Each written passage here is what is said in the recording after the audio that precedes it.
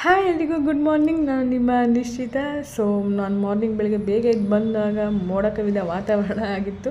So ಅದನ್ನು ನೋಡ್ತಾ feel ಮಾಡ್ತಾ ಹೊಸ್ಲಿಗೆ ರಂಗೋಲಿ ಹಾಕೋಣ ಅಂತ ಅಂದ್ಬಿಟ್ಟು ಹೊಸ್ಲನ್ನೆಲ್ಲ ಸಾರಿಸಿ ರಂಗೋಲಿ ಎಲ್ಲ ಇಟ್ಟು ಕುಂಕುಮ ಕೂಡ ಹಾಕಿ ಹಂಗೆ 2 ಹೂವು ಕೂಡ ಇಟ್ಟು ನಮ್ಮ ಮನೆಗೆ ಕಾಫಿ ಇಡೋಣ ಅಂತ ಬಂದೆ. ಸೊ ಅವ್ರಿಗೆ ಕಾಫಿ ಕೊಟ್ಟು ಇವತ್ತು ಆ್ಯಕ್ಚುಲಿ ಇಡ್ಲಿ ಮಾಡೋಣ ಅಂತ ಅಂದ್ಬಿಟ್ಟು ಇಡ್ಲಿಗೆ ಹುನಿ ಹಾಕಿದ್ದೆ. ಸೊ ಇಡ್ಲಿ ಎಲ್ಲ ಮಾಡಿ ಇಡ್ಲಿ, ಯಾಕಂದರೆ ಇವತ್ತು ಅವರೆಕಾಯಿ ಇತ್ತು. ಸದ್ಯಕ್ಕೆ ಅವರೆಕಾಯಿ ನಮ್ಮನೆ ಮುಗಿಯೋ ತನಕ ಅವರೆಕಾಳು ಮೇಳನೇ ನಡೆಯುತ್ತೆ.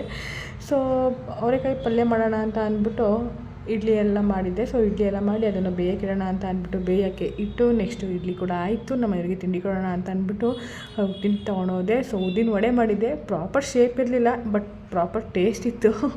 ಅವ್ನಿಗೂ ನನ್ನ ತಮ್ಮಗೂ ಕೂಡ ಕೊಟ್ಟು ನೆಕ್ಸ್ಟ್ ಚಿಕನ್ ತಂದರು ನಮ್ಮ ಮನೆಯವರು. ಸೊ ಫ್ರೈ ಮತ್ತು ಸಾಂಬಾರು ಮಾಡೋಣ ಅಂದ್ಬಿಟ್ಟು ಫ್ರೈ ಮತ್ತು ಸಾಂಬಾರು ಎರಡನ್ನೂ ಪ್ರಿಪೇರ್ ಮಾಡಿಬಿಟ್ಟು ಇವತ್ತು ಫಿನಾಲೆ ಮೊದಲೇ ಬಿಗ್ ಬಾಸ್, ಇವತ್ತು ಲಾಸ್ಟು. ಅದೊಂದು ಬೇಜಾರು ನನಗೆ.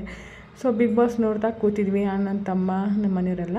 ಸೊ ಬಿಗ್ ಬಾಸ್ ಎಲ್ಲ ನೋಡಿಕೊಂಡು ಕೊನೆಗೆ ಲಾಸ್ಟ್ ಸೆಗ್ಮೆಂಟಿಗೆ ಬಂದ್ವಿ. ಸೊ ಹನುಮಂತಣ್ಣ ವಿನ್ ಆದರು ಅಂತ ಹೇಳಿದ ತಕ್ಷಣ ಹೆವಿ ಖುಷಿ ಆಯಿತು. ಯಾಕಂದರೆ ಒಳ್ಳೆತನಕ್ಕೆ ಎಲ್ಲೂ ಮೋಸ ಆಗೋಲ್ಲ ಅಂತ ಗೊತ್ತಾಯಿತು.